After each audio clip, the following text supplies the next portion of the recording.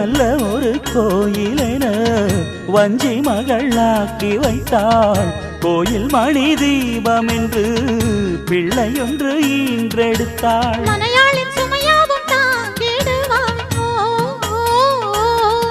அவள் கணநேரம் பிரிந்தாலும் ஏங்கிடுவாள். உப்பு கல்லை வைரமாய்